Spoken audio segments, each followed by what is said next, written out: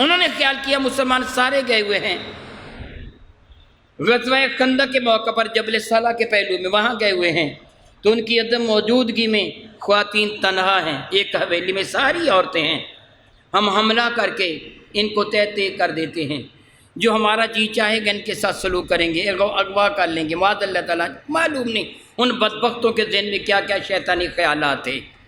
انہوں نے اپنے ایک چیلے کو، ایک یہودی کو کسی نہ کسی طرح پکڑا کے دیوار پر چڑھا دیا اور کہا دیوار کے اندر چھلانگ لگا کے نا دروازہ کھول دے، اندر سے کنڈی کھول دے، نہ خواتین ہے نا، کنڈی کھول دے۔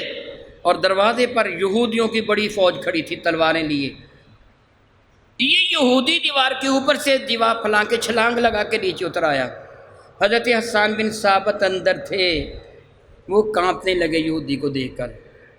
حضرت سیدہ صفیہ بنت عبد المطلب میرے نبی کی پھوپھی محترمہ ہیں، حضرت سیدنا میرے حمزہ کی سکی ہمشیرہ ہیں، انہوں نے دیکھ لیا تھا۔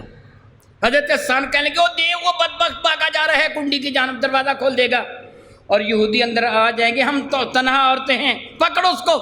حضرت حسان کھڑے کانپ رہے گے، جی میں نہیں اس کو پکڑ سکتا، اس کے پاس تلوار ہے۔ حضرت صفیہ نے ڈانٹا، حضرت حسان نہیں آگے بڑھے، کہنے لگے جی میں نہیں اس کا مقابلہ کروں گا۔ اور پھر کیا ہونا تھا؟ دروازہ کھل جانا تھا اور نتیجہ معاذ اللہ تعالیٰ بڑا ہی برا۔ اب حضرت صفیہ رضی اللہ تعالیٰ خود دوڑی، ہاتھ میں ڈنڈا تھا، خیمے کا کھونٹا، خیمے کا ڈنڈا لے کے پیچھے اس کے دوڑی۔ یہودی بڑی تیزی کے ساتھ دوڑا کہ ایک بی بی میرے پیچھے بھاگی آ رہی ہے، اے اللہ تعالیٰ تو میرے نبی کی پھوپھی محترمہ پر اپنی بے شمار رحمت نازل فرما۔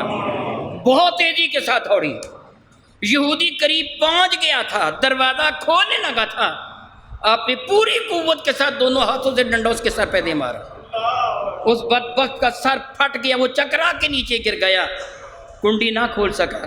جب وہ نیچے گر گیا تو حضرت صفیہ نے کہا حسان جلدی کر اس کا سر اتار لے۔ حسان کھڑے کانپ رہے تھے، نہیں میں نہیں سر اتار سکتا، وہ نیچے بدبخت تڑپ رہا ہے۔ حضرت حسان آگے نہیں بڑھے، حضرت صفیہ نے خود ہی تلوار اٹھا کے اس کا سر کاٹا، فرمانے لگے میں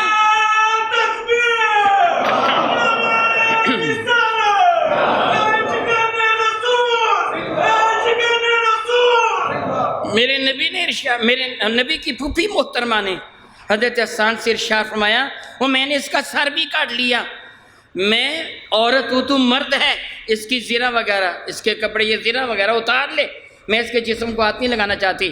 وہ پھر بھی ڈر رہے تھے میں اس کی زرہ بھی نہیں اتار سکتا۔ حضرت صفیہ نے اس کا سر اٹھایا، اٹھا کر قلعے سے باہر پھینکا۔ جب یہودی دروازے پر کھڑے تھے ان کے اندر سر گرا نا، کہنے لگے نہیں یار اندر مرد بھی ہیں، ہمارا بندہ قتل کر دیا گیا۔ وہ بدبخت واپس چلے گئے۔ اس کے باوجود حضرت حسان میرے نبی کی شان میں نعت کہتے تھے اور میرے نبی صحابہ کو فرماتے تھے تمہارے تینوں سے زیادہ حسان کے شعر کام کرتے ہیں۔